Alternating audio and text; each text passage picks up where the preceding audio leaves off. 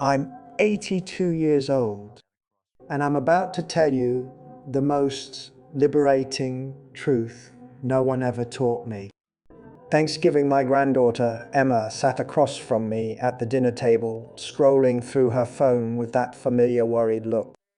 She just posted something on Instagram and was refreshing every few seconds, counting likes, reading comments, her mood rising and falling with each notification. Finally, she looked up and asked me something that stopped the whole table cold. "Grandpa, how do you just not care about what people think of you?" The table went quiet. My daughter gave me that look, the one that says, "Please don't say anything too honest." My son-in-law suddenly became very interested in his mashed potatoes. But Emma deserved an answer, a real one. Here's the problem: nobody teaches you this. Your parents can't, they're too busy worrying about their own reputation. Your teachers won't, they're paid to make you follow rules and fit in. And society profits when you stay anxious, insecure, and desperate for approval. The whole system runs on your fear of being judged. My name is Harold. I've been a factory worker, a small business owner, a failed politician, a divorced man, a remarried man. I've been praised in the local paper and publicly humiliated in it. I've had people applaud me and people cross the street to avoid me. And somewhere along the way, I stopped caring what any of them thought. But here's what haunts me. It took me 60 years to get here. 60 years of performing. 60 years of swallowing words I should have said and saying words I didn't mean. At 58, something happened that shattered everything I thought I knew about approval, reputation, and whose opinions actually matter. I'll tell you that story in a moment. But first, I need you to understand why I'm making this video. It's not to sound wise. It's not for me at all. I look at Emma, 24 years old, already exhausted from trying to be liked by everyone. Already editing herself, curating herself, performing a version of herself she thinks the world wants to see. She's doing exactly what I did. Except now it's not just the neighbors judging, it's the entire internet 24 hours a day with receipts. I'm running out of time. And there are things she needs to hear before it's too late. Things you need to hear too. So here's what took me 60 years to learn about the exhausting, pointless, soul-crushing pursuit of other people's approval. We live in a world obsessed with being liked. And I don't mean the normal human desire for connection and belonging. I mean something more desperate, more consuming. Something that has turned approval into a currency and rejection into a catastrophe.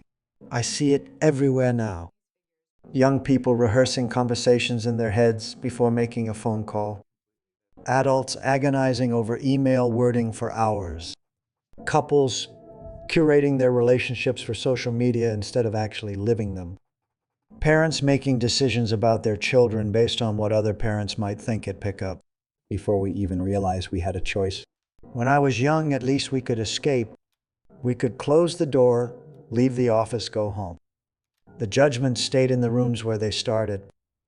Now the judgment follows you into your bedroom, your bathroom, your 3 a.m. insomnia. It lives in your pocket. It never sleeps. I watch my grandchildren, even the confident ones, and I see the constant calculations running in their heads. Will this post get enough likes? What if I say the wrong thing? What if people find out I'm not as successful, as happy, as put together as I pretend to be? And I get it. I really do. Because I spent most of my life doing the exact same thing, just without the technology. I married a woman my family approved of instead of the one I loved. I took a job that sounded impressive instead of the one that made me feel alive. I joined clubs I didn't enjoy, laughed at jokes I didn't find funny, agreed with opinions I didn't hold all because I was terrified of being on the outside looking in. But here's what I've learned in 82 years, and I wish someone had told me this when I was Emma's age.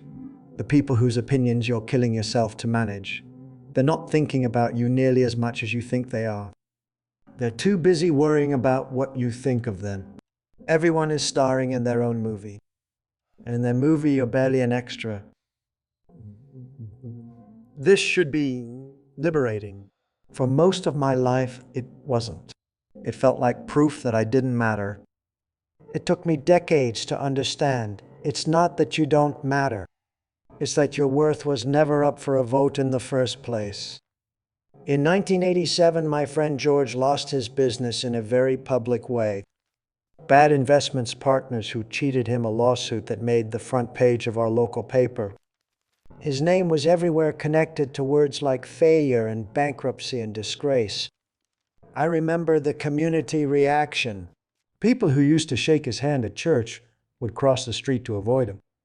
Invitations stopped coming. His kids got whispered about at school. George told me later that the first 6 months were hell. He couldn't leave the house without feeling watched, judged, measured against his former success, and found wanting. But then something strange happened. Around month 7, he said, I woke up and realized I was still breathing. My wife was still there. My kids still loved me. The sun still came up. And all those people whose opinions had kept me up at night, most of them had already moved on to judging someone else. George rebuilt, not his business. He never went back to that. He became a high school shop teacher, made about a quarter of what he used to make. But I've never seen a man more at peace. You know what bankruptcy gave me? He asked once, laughing. It gave me the gift of not mattering anymore. Once you've been publicly humiliated, once you've survived the thing you were most afraid of, you realize, oh, that's it. That's what I was running from all those years, the worst case scenario you're organizing your whole life to avoid. It's probably not as bad as the life you're living trying to avoid it. I need to tell you about the worst night of my life. Not because I'm proud of it, but because it changed everything. In 1975, I ran for city council. I'd spent 2 years building relationships, shaking hands, making promises. I genuinely believed I was going to win. The local paper had practically endorsed me. On election night, I didn't just lose. I came in last, dead last. In a 5-person race, I got 8% of the vote. My own neighbors, people I'd known for years, had looked at my name on the ballot and chosen literally anyone else. I'll never forget standing at my victory party as the results came in, watching my supporters' faces shift from excitement to confusion to pity, having to give a concession speech when I could barely speak, driving home with my wife in complete silence. For months afterward, I couldn't face anyone. I'd take different routes to avoid people I knew. I stopped going to my usual diner because I was convinced everyone was laughing at me. I replayed every conversation, every handshake, trying to figure out where I'd gone wrong, who had betrayed me, why nobody liked me. Here's what I didn't understand then. Most of those people weren't thinking about me at all. They voted for who they voted for and moved on with their lives. The shame I felt for 2 years that was entirely self-generated. I was my own harshest critic, my own most dedicated hater. You will never know when you matter to people, and you'll always overestimate how much they think about your failures. My father was a quiet man from a generation that didn't discuss feelings. He worked at the same factory for 41 years, came home tired every night, and spent his weekends in the garage not talking. I spent most of my childhood trying to impress him, getting good grades, but he never said it. Not once in 52 years. When he was dying, colon cancer, 3 months from diagnosis to the end, I finally asked him. I said, Dad, were you ever proud of me for anything? He looked at me like I was crazy. Every single day of your life, he said. Why would you even ask that? I almost laughed. Because you never told me. And he said something I'll never forget. I didn't tell you because I didn't want it to go to your head. I didn't want you getting soft. He died thinking he'd done me a favor by withholding approval. And I spent 52 years working myself half to death trying to earn something I already had. The approval you're chasing, you might already have it. And even if you don't, it might say more about them than about you. 3 years ago, at 79 years old, I sent an apology email to someone I'd wronged 50 years earlier. A business partner I'd blamed publicly for a mistake that was actually my fault. I'd let him take the fall because I was too afraid of looking bad. I expected nothing back. Honestly, I thought he might be dead. He replied within an hour. I've been waiting 50 years for this, he wrote. I forgave you a long time ago, but I never forgot. Thank you for finally saying what we both knew. We had coffee the following week. Two old men, too tired to pretend anymore. Last month, Emma called me. She said she'd unfollowed 200 people on Instagram, started saying no to social events she didn't actually want to attend. People think I'm weird now, she said. Some of my friends are annoyed. Good, I told her. That means you're doing something real. The right people will stay. The wrong people were never really yours anyway. When you stop performing, you'll lose your audience, and you'll discover that your audience was never the point. You want to know if you're living for yourself or for other people. Here's a simple test. Answer these questions honestly, not what you think you should answer, but what's actually true when you get dressed in the morning. Are you choosing clothes you love or clothes you think others will approve of? When you share good news, is your first thought, I'm happy, or people will be impressed? When you fail at something, is your first fear the failure itself or what others will think about the failure when you're alone with no one watching? Do you like who you are, or does your value feel connected to being seen when you disagree with a group? Do you speak up or do you stay quiet to keep the peace, to stay liked, to avoid being the difficult one? When you imagine the life you truly want, does it look like the life you're building, or does it look completely different and you're not building it because of what people might think? If you answered honestly, you probably see the pattern. Most of us are living edited versions of ourselves. We're rough drafts that never get to become the real story because we're too afraid of bad reviews. Here's what I want you to understand: other people's opinions of you are not your responsibility. You can't control them, you can't predict them, and this is the hard part: you can't earn your way out of being judged. Some people will dislike you no matter what you do. Some people disliked me when I was trying my hardest to be liked, and some people like me now when I'm not trying at all. Their opinions were never really about me. They were about them, their fears, their insecurities, their projections. Your only job is to be honest, to live in a way that you can respect, to make decisions you can defend to yourself at 3 a.m. when you can't sleep. The people who love you will love the real you. They might even love you more when you stop performing because they can finally reach you. And the people who only loved your performance, they were never really there for you anyway. Emma asked me, how do you just not care what people think? But here's the thing, she was asking the wrong question. And I think most people are. The question isn't, how do I stop caring? Because honestly, I never stopped caring completely. I'm 82 years old, and some small part of me still wants to be liked, still winces at criticism, still feels a flutter of anxiety before I say something unpopular. That part of us never fully goes away. We're social animals. We evolved to care what the tribe thinks because being cast out meant death. That wiring doesn't disappear just because we want it to. Question is this: how do I stop letting other people's opinions make my decisions for me? That's different. That's not about becoming some emotionless robot who truly doesn't care. It's about recognizing the care, acknowledging it, and then choosing to act according to your own values anyway. It's saying, yes, I'm nervous about what people will think, and I'm doing it anyway because it's right for me. It's understanding that discomfort is not the same as danger, that being judged is not the same as being harmed, that someone's disapproval, even someone you love, doesn't actually break anything that matters. I wish I could give Emma a switch to flip. Here, press this and you'll stop caring. But it doesn't work that way. What I can tell her is this: every time you choose yourself over the crowd, it gets easier.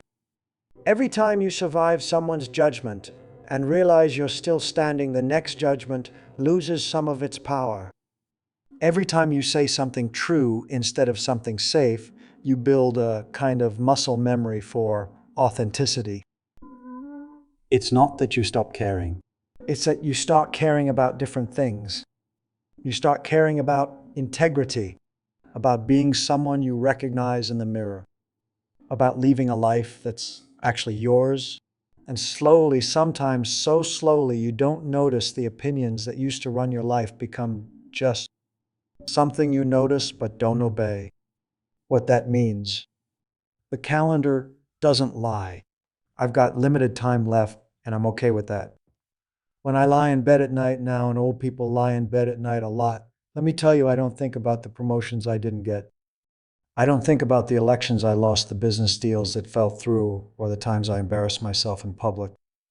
I think about the morning walks with my wife, neither of us talking, just being together. I think about the phone calls with my kids where we laugh about nothing in particular. I think about the afternoons with my grandchildren, teaching them card games, listening to them talk about their lives, feeling like I actually know them.